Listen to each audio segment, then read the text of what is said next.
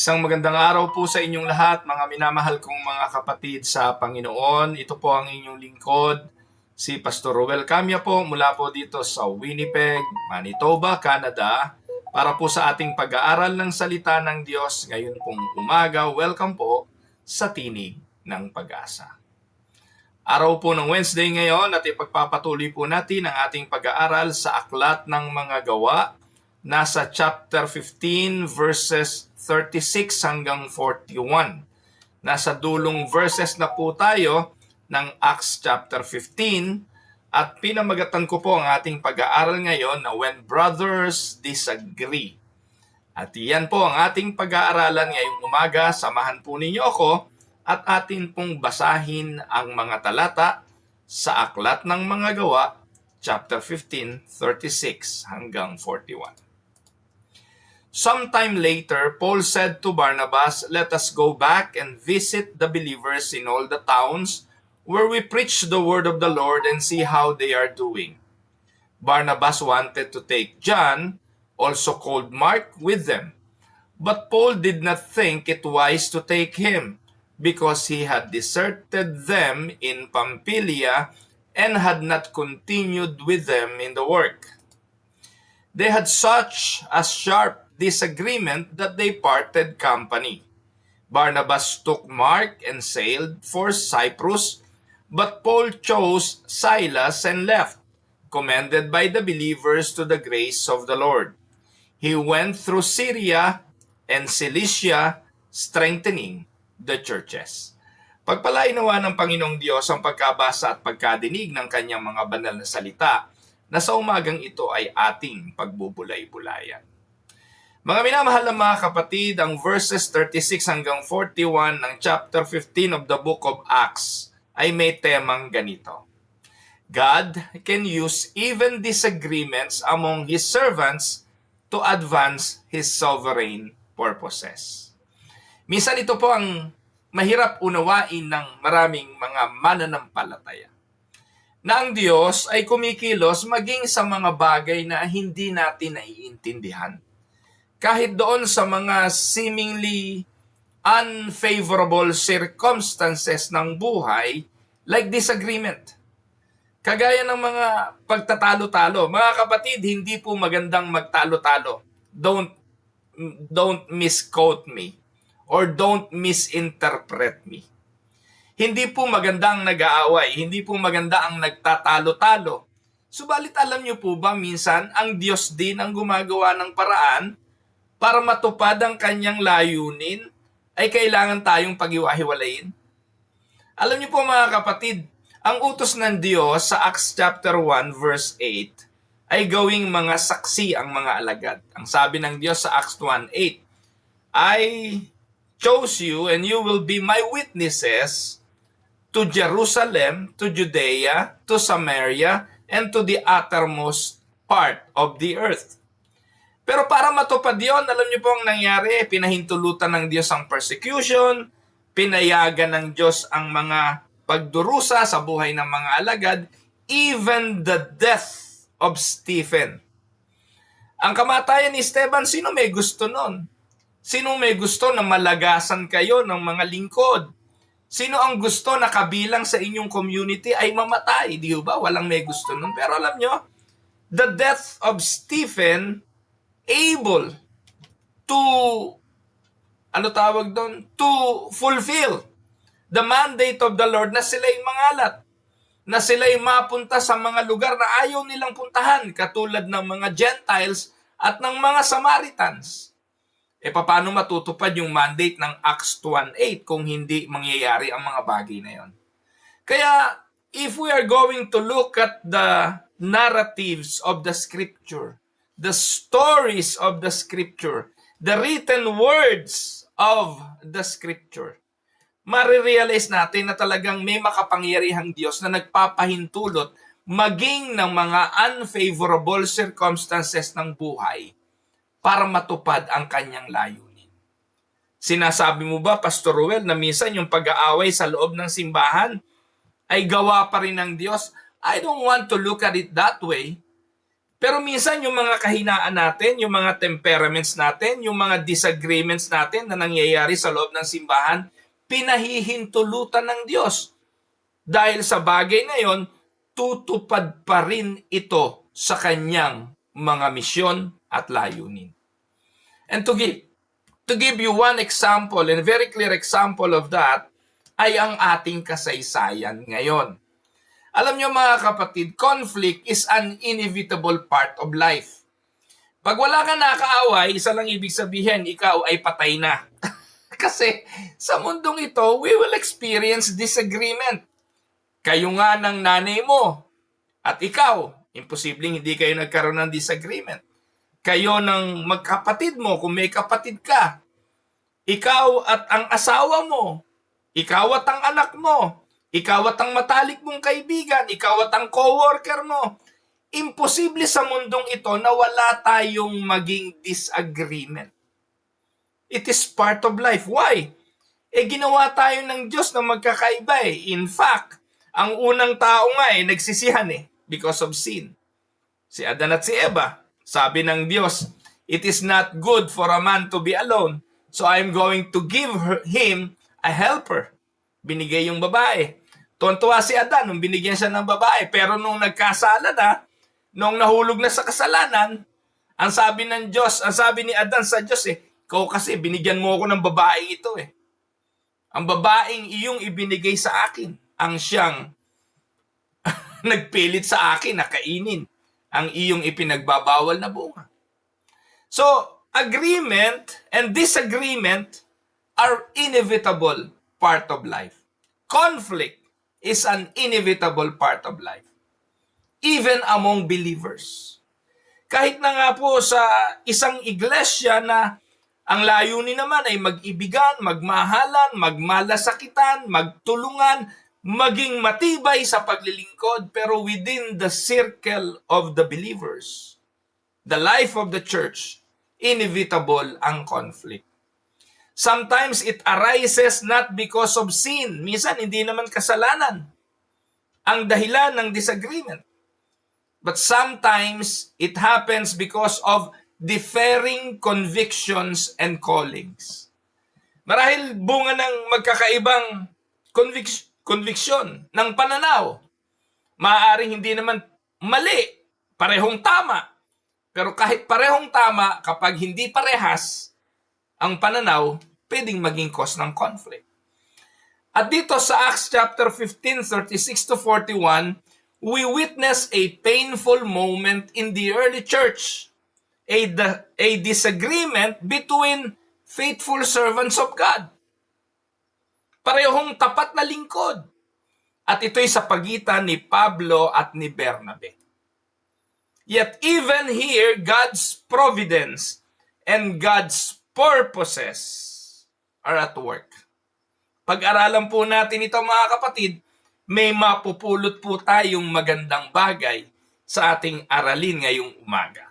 Now, let us go one verse at a time. Una, the burden to revisit the churches. This was the intention of Paul and Barnabas. Nagkasundo sila dito. Acts 15:36. Sabi diyan, and after some days, Paul said to Barnabas, let us return and visit the brothers in every city where we proclaimed the word of the Lord and see how they are. Magandang intensyon. In fact, ang tawag dito ay yung second missionary journey. Naalala niyo po ba ng nakalipas nating pag-aaral? Isinugo ng iglesia sa Antioquia si Pablo at si Bernabe para magmisyon. Nung natapos na yung kanilang misyon, bumalik sila sa nagsugong iglesia ang Antioquia. Kahapon ang ating pinag-aralan ay yung mga kaguluhan na hatid noong mga nagkunwari na sugo galing sa mga apostol sa Jerusalem. Pumunta sila sa Antioch at sinabi sa mga kapatid doon, yung mga itinuro sa inyo ni Pablo at ni Bernabe kulang. Dapat kayong i-circumcise para kayo ay maging tunay na ligtas. At ito po'y naging cause ng contention. Ang ginawa po ng mga kapatiran, nagpasugo po sila sa Jerusalem at itinanong, totoo ba na kailangang isircumcise ang mga Gentiles? At doon po sa Jerusalem, nagkaroon ng Jerusalem Council, pinag-usapan, nagkaroon ng deliberation, tumayo si Peter, nagpaliwanag, tumayo si James, nagpaliwanag at sabi nila, let us not put burdens in the shoulders of our Gentile brothers. Napatunayan natin, tumanggap din sila ng kaligtasan, napuspos sila ng Espiritu Santo, huwag nating pabigatin ang kanilang mga buhay. Payuhan na lang natin sila. Huwag silang kakain ng mga inihandog sa Diyos-Diyosan, huwag silang kakain ng mga binigti o ng dugo at kung ano-ano pang mga dietary restrictions. Ayan. At mamuhay sila ng may kabanalan. So, hindi yung dagdag para sa kaligtasan, ang intention noon para sa fellowship and unity of the body of Christ. Pinadala nila ng sulat ang mga kapatiran at ang nagdala ng sulat na pag-aralan natin kahapon, si Judas at si Silas. Sa ating pag-aaral kahapon, bumalik na si Judas, si Silas ay nagpaiwan sa Antioch. Anong layunin? Kasi dito, Silas will play a vital role. Sabi na natili doon si Silas, nagturo kasama ni Bernabe at kasama ni Paul. And then after some days, pakalipas lang ng ilang araw, ito na yung verse 36. Sabi ni Pablo at ni Silas, ni Barnabas, dalawin natin yung mga kapatiran na ating minisyon. Puntahan natin sila. Tingnan natin kung ano na ang nangyayari. And they agreed. Magandang intensyon. Kapag ikay nagmisyon, hindi mo dapat pababayaan na lang yung mission mo. Kung sa mission yung mga nagmisyon tapos binabayaan na. O ngayon kasi ang mga misyon na natututunan ng mga simbahan hindi naman talaga misyon, pasyal. Yung bang pupunta sa lugar na gano'n, liblib, magdadala ng konting relief goods, mangangaral ng konti, lalaya, iwanan na yung mga tao doon. So hindi po gano'n ang mindset ni Barnabas at saka ni Paul. Dito makikita natin yung estratehiya on doing mission and church planting. Dito makikita natin the Apostle Paul had a shepherd's heart. His concern was not merely to plant churches, but to strengthen the churches. Kaya nga, this verse shows the pastoral care, a reflection of Christ, the great shepherd, who watches over his flock. Kaya, maging responsable. Kabahagi ng church mission, hindi lang ang pangangaral, kundi ang pagpapalakas doon sa mga napangaralan at natawag para maging mananampalataya. Kaya ganun po kami dito sa Canada. Kapag merong nanampalataya, tumanggap sa Panginoon, fina-follow up namin yon at patuloy po namin sinasubaybayan. We follow the principle of Acts chapter 15 verse 36. So, nakita natin dito ang puso ni Apostol Pablo. And this teaches us that true ministry does not end with conversion. It continues in discipleship and spiritual growth. Amen po ba? Kaya bilang application, makinig kayo mga pastor, dapat ganito natututunan natin. A healthy church follows up with believers, ensuring they grow in faith, sound doctrine, and holiness. Diyan nagkakasundo si Pablo at si Bernabe. Nag-usap sila, pare o brother, kapatid, puntahan natin yung ating mga nabisitang mga kapatid, yung mga nabahagi na natin ng salita ng Diyos at tingnan natin kung kumusta na sila. And they agreed. Ngayon, nung paalis na sila, pinag-uusapan na nila ang strategy, nagkaroon ng disagreement ang dalawa. Ang disagreement nag-ugat kanino? Tingnan natin ang verse 37 and 38.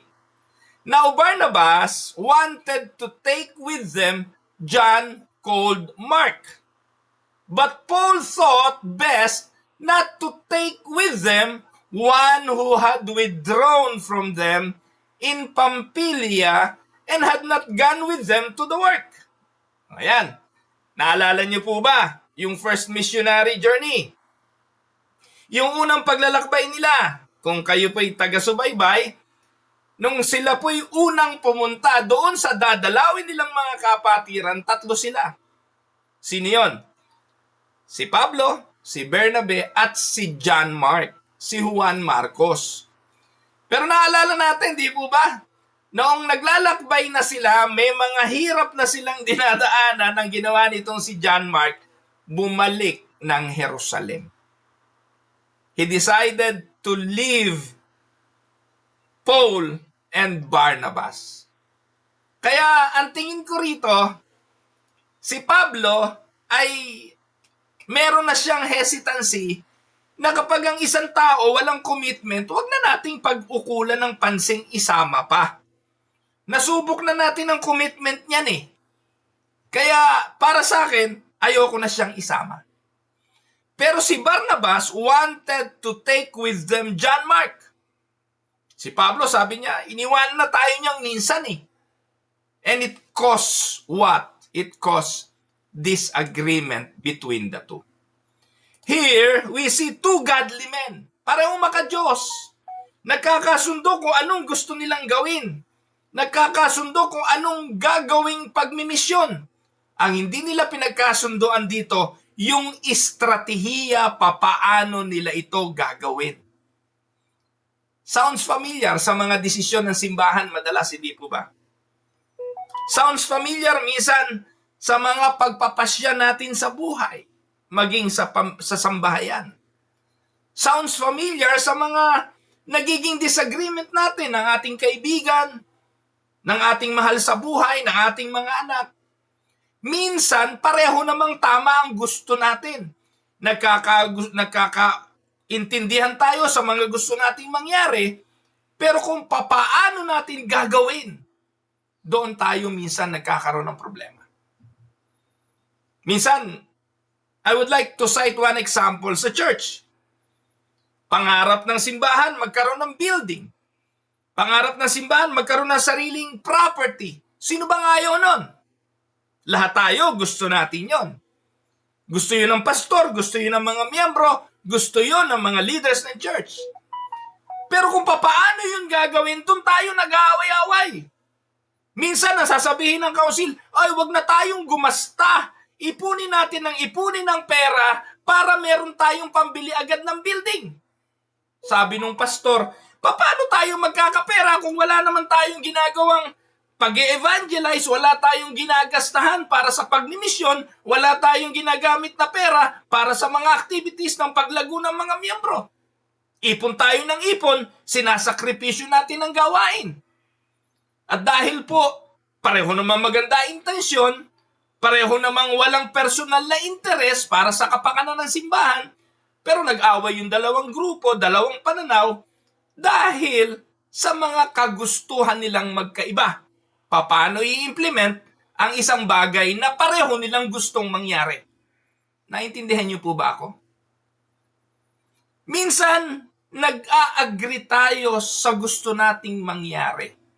Nagdi-disagree lang tayo madalas on how to implement such things.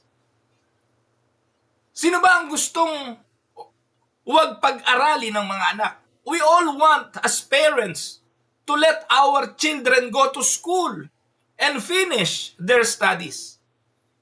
Pero minsan, nagkakaroon tayo ng disagreement kung anong kurso ang kukunin ng ating anak.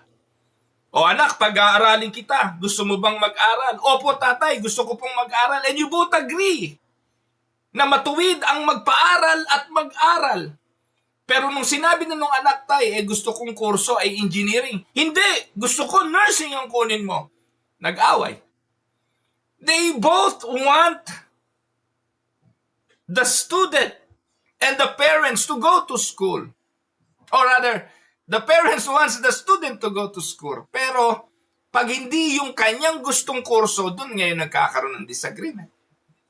Nakuha niyo yung pinupunto ko, mga kapatid. Minsan, Katulad ng dalawang godly men na ito, they both desired to visit the brothers and let them grow in faith by doing discipleship to them. Pero paano to gagawin? Sino ang isasama? Dun sila magkaiba ng perspective. Makikita po natin, typical na Barnabas ang nangyari dito. We know that Barnabas from the beginning was an encourager. He wanted to give John Mark a second chance. In fact, hindi ba naisip ni Pablo na kaya naman siya na andun sa Antioquia, na kaya naman siya naging kasama sa misyon ay dahil kay Barnabas. Yung mga alagad sa Jerusalem, hindi nga kinilala agad ang kanyang pagiging apostol. Pero si Barnabas bilang encourager, ipinahanap niya si Pablo nung isinugo ng Jerusalem Church si Barnabas sa Antioch. Dahil gustong makasama ni Barnabas si Paul sa ministry. Kaya makikita nyo rito, yung puso talaga ni Barnabas, encourager. Kung papaanong ikaw nga, siguro sa heated argument, hindi na lang sinulat ni Lucas no? Siguro sa matinding away, sinabi ni Barnabas, sino ba nagbigay ng second chance sa'yo? Sino ba nagbigay ng chance sa'yo na nandito? Sino ba nagbigay sa'yo ng chance ang makasama sa misyon? Hindi ba ako? Bigyan din natin ng chance si John Mark. Pero si Paul, pinilit niya talaga. Paul, the missionary strategist, mas pinapahalagahan ni Pablo ang commitment. Pinapahalagahan ni Pablo ang reliability for the difficult task ahead. Sinasabi siguro ni Pablo pare, di ba dyan din tayo pupunta sa ating unang pinuntahan? Di ba nahirapan nga si John Mark sa biyahe natin? Di ba yan nga ang dahilan kung bakit niya tayo iniwanan? Anong garantiya mo na sa araw na ito, sa biyaheng ito, hindi tayo iiwanan yan? Kulang sa commitment ang batang yan. Ayokong isama yan. So, yung salita ko lang yun. Hindi po sigurado kung ganun nga ang sinabi ni Pablo. Pero pwede, hindi po ba? Ngayon ang tanong, may mali ba sa dalawa? Si Barnabas bilang encourager, he wanted to give John Mark a second chance. Si Paul bilang missionary strategist, kung may maisasama tayong committed, kung may maisasama tayong reliable, para lang tayong nag-hire ng trabaho dyan. Kung mag-hire ka ng trabaho, mag-hire ka na ng qualified kesa dun sa disqualified. May katuwiran, hindi po ba? Kaya pareho silang tama. Neither was entirely wrong. Barnabas emphasized grace and restoration. The Apostle Paul emphasized faithfulness and stewardship. Sayang ang panahon kung lalayas din lang. Sayang ang panahon at hirap sa mga taong walang commitment. Kaya kung may isasama ako, may tuturuan ako, mas gusto ko nang turuan yung committed. May katuwiran. So walang mali sa kanila. And this reminds us that in the body of Christ, different gifts, different conviction can sometimes collide. Minsan ang pinag-aawayan sa loob ng church, hindi naman mga mali Magkaiba lang ng opinion. And I have seen churches split, nahati, dahil lamang sa cabinet. Yung pastor gusto niya ilagay yung cabinet doon sa harapan. Sabi ng mga miyembro, halay naman na nandiyan sa harapan niyang cabinet. Alisin natin yan dyan. Ayun, nag-away po sila, naghiwalay. Sinibak nila yung pastor. Yun po'y totoo, hindi ako nagbibiro. Simbahan po dito yon sa Winnipeg. Kung may magtatanong sa akin online o sa message ko na lang sasabihin kung saan yung simbahang yun dito. Filipino congregation here in Winnipeg. Nag-away-away, pinalayas yung pastor dahil lang sa cabinet. Pareho namang tama. Pwede namang nasa harapan, pwede namang nasa likuran. ilalagay lang yung cabinet sa tamang lugar, pinag-awayan. And sometimes, different goals, different desires, different conviction makes personality collide. Kaya kung titingnan natin ng theological insight, mga kapatid, kahit na nga po masakit na mga pangyayari sa buhay ng simbahan, pinapaalala sa atin yung Romans 8:28. All things work together for good to those who love God. Even disagreements fall under God's providence. Can we say amen? Even disagreement. Kaya ako natuto na po akong tumingin doon sa hinahanap ko kung ano ang layunin ng Diyos. Kahit na minsan, parang masakit na karanasan. Kahit na nga minsan mukhang naargabyado ka. Kahit na nga minsan natalo ka sa diskusyon. Kahit na nga minsan nasira ang relasyon. Hinahanap ko lagi ang, ba't mo to Lord pinahintulutan? And at the end of the day, unti-unti, kaya pala. Nadidiscovery ko na lamang na kaya pala. At later on, we learn. Amen? Though painful they serve, though painful it might seem, the pain serve the divine plan of God. Amen, kapatid? Now, tingnan natin kung ano pa nangyari sa verse 39a. Ito naganap. The sharp disagreement that leads to separation. Masakit yun. Acts 15:39a, and there arose a sharp disagreement. Kanina, bahagya lang yung disagreement habang dinidiscuss pa nila.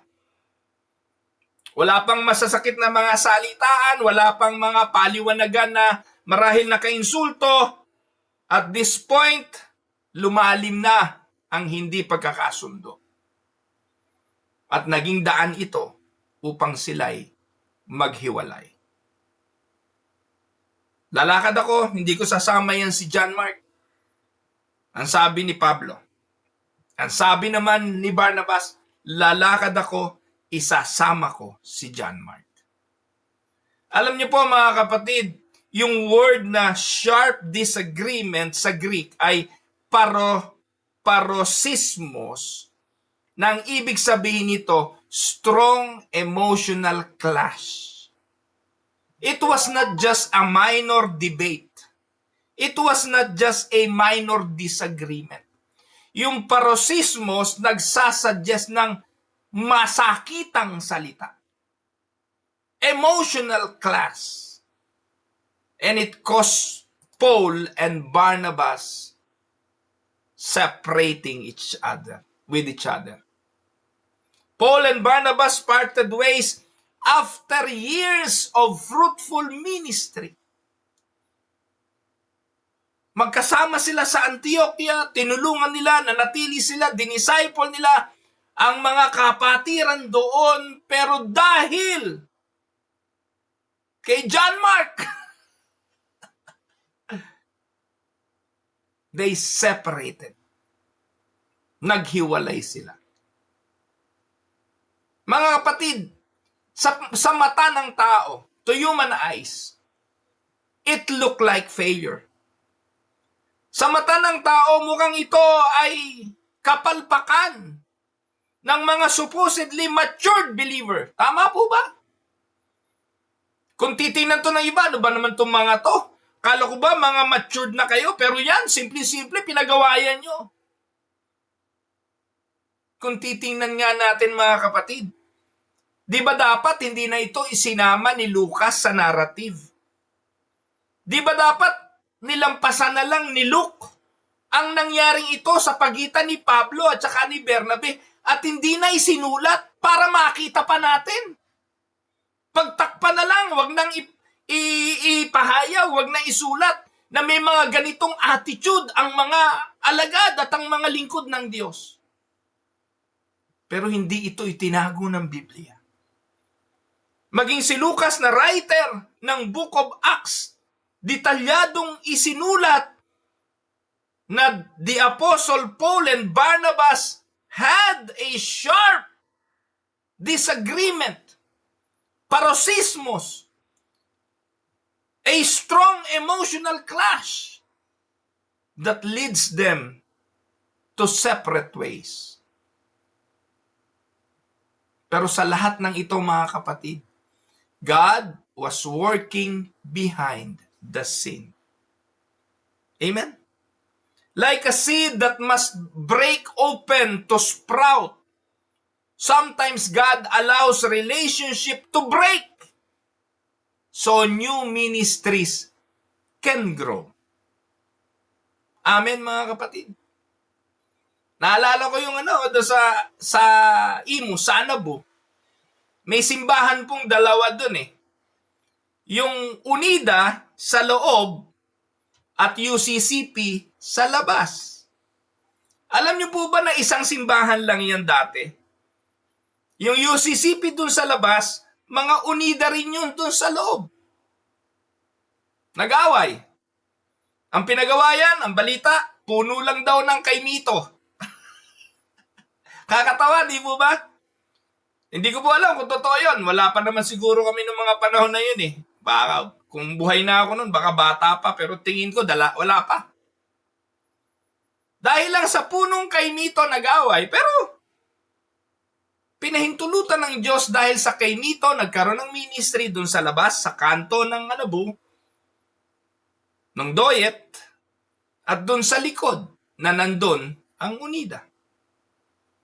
Like a seed that must break open to sprout.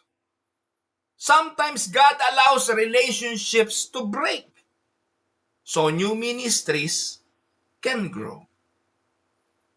Naalala ko yung puno daw po ng chiko. Hindi po pala sabi ni Ate Telly. Alam na ni Ate Telly yun, no? Kasi tagaan na po yan eh. Puno ng chiko. Ano ba yung sabi ko kanina? Kay Mito.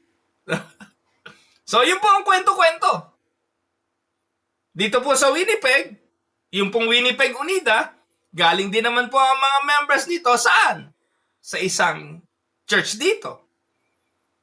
Ang pinag-awayan o pinagtampuhan, yung pastor. Pero ngayon, dalawa na yung ministry dito. And it keeps on growing. So, ano application?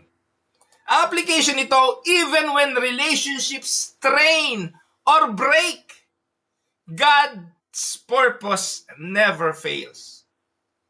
So we must learn to trust His sovereignty, not our emotions.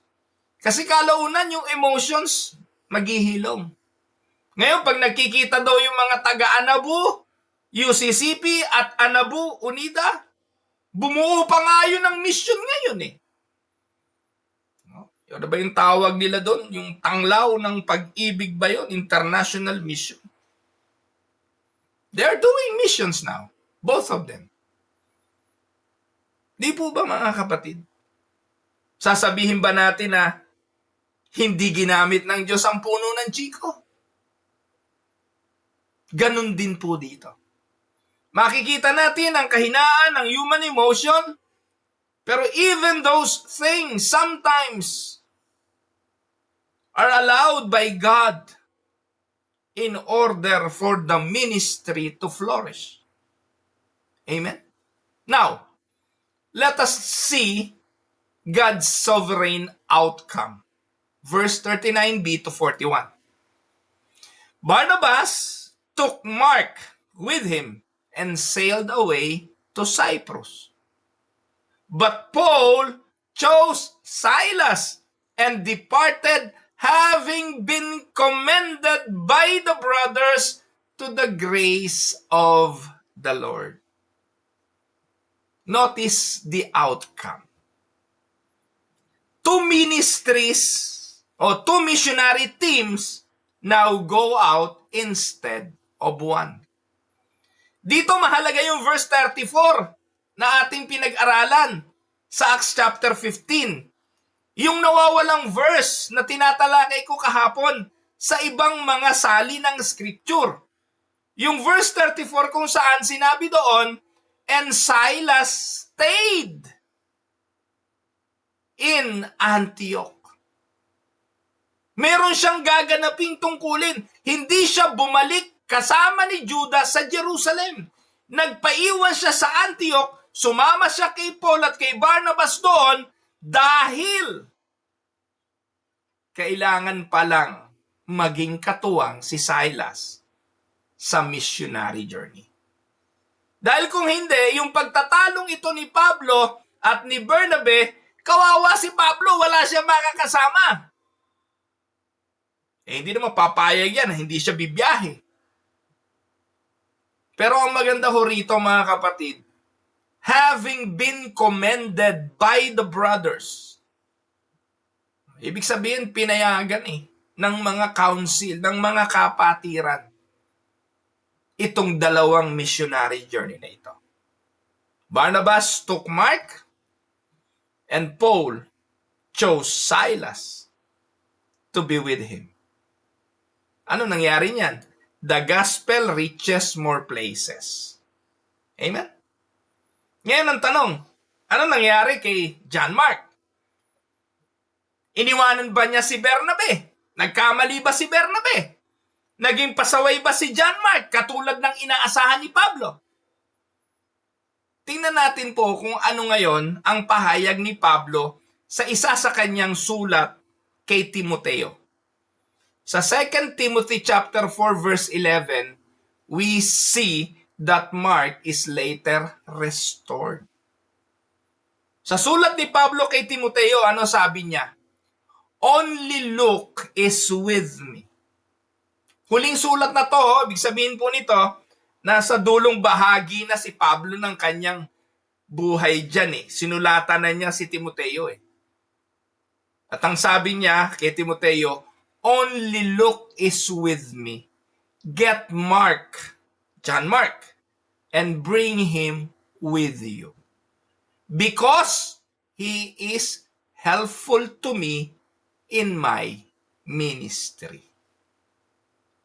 So hindi na po ikinuwento kung ano yung mga help na yon ni John Mark kay Pablo.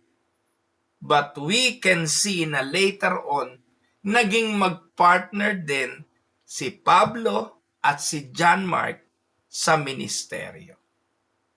What seemed like division actually multiplied the mission.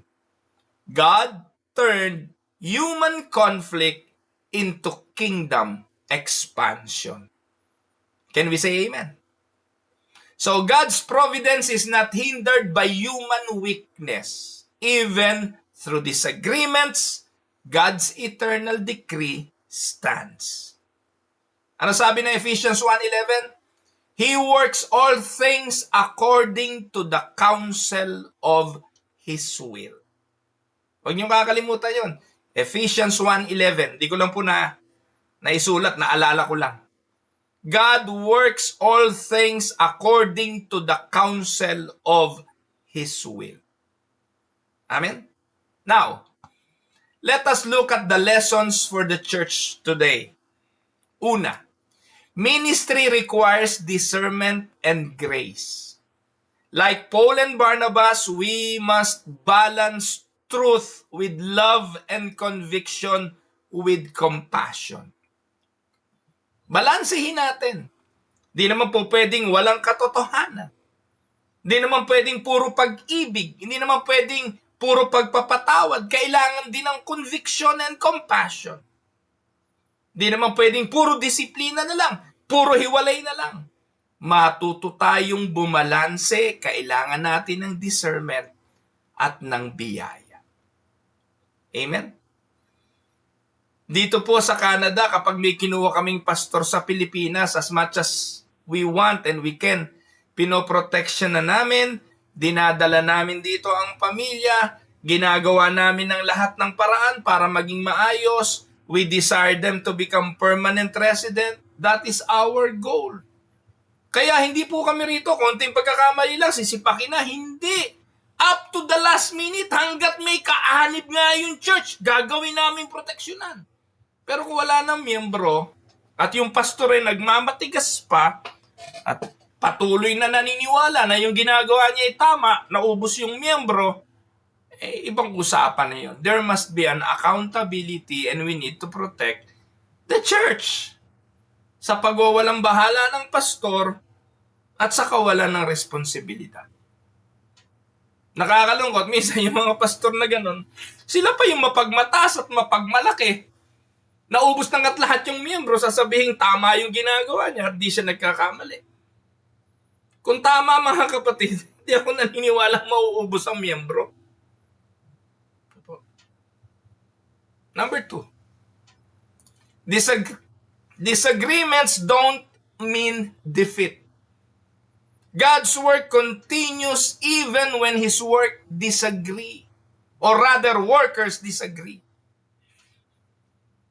Our task is to remain humble and to trust His providence. Magpapatuloy yan. Hindi naman nakadepende ang gawain ng Diyos sa mga pastor eh. Hindi naman nakadepende ang gawain ng Panginoon sa individual. Ang Diyos ang siyang mag-iingat at magpoprotekta sa kanyang iglesia. Kahit na nga sa pagitan ng hindi nagkakasundong mga lingkod. Pangatlo, God restores what is broken. Si Mark, once rejected, was later useful again. Diyan naman mahusay ang Diyos. God specializes in redeeming failures and reconciling His people. Amen? Pangapat, the church mission continues. Paul continued strengthening the churches. Makikita natin yan sa verse 41. And we too must remain faithful regardless of personal conflicts. Amen? Yan po ang mensahe para sa iglesia sa ating panahon. Now, to conclude our lesson, the story of Paul and Barnabas reminds us that even the best servants of God are still human. But the good news is that God's plan never fails. He weaves even our disagreements into His grand design for His glory and the spread of the gospel. Amen? So let us therefore seek peace, exercise grace, and trust that God can turn every conflict into a channel for His mission. Amen? Now for some reflection questions, what can we learn from Paul and Barnabas about handling disagreement among believers? How can we balance grace and accountability in ministry decisions? Personal, have you experienced God bringing good out of painful separation or disagreement? And the last, how does this passage strengthen your trust in God's providence over the church? Amen? Tayo po'y tumungo. Tayo manalangin. Our Father, Almighty, Sovereign Lord, we thank you that even in our weaknesses and disagreements, your purpose stands firm. Lord, teach us to trust your sovereignty. Teach us to walk in grace with one another and to remain faithful to the mission you have given us. May we see your hand working all things together for your glory and the good of your church. Guide us. Grant us, O Lord, the forgiving spirit to reach out to our brothers and reconcile. Father, we give you praises. We give you all glory. In Jesus' mighty name. Amen and amen. Ito po ang inyong lingkod, si Pastor Ruel Camya po mula po dito sa Winnipeg, Manitoba, Canada para po sa ating pag-aaral ng salita ng Diyos ngayong umaga dito po sa Tinig ng Pag-asa. God bless everyone.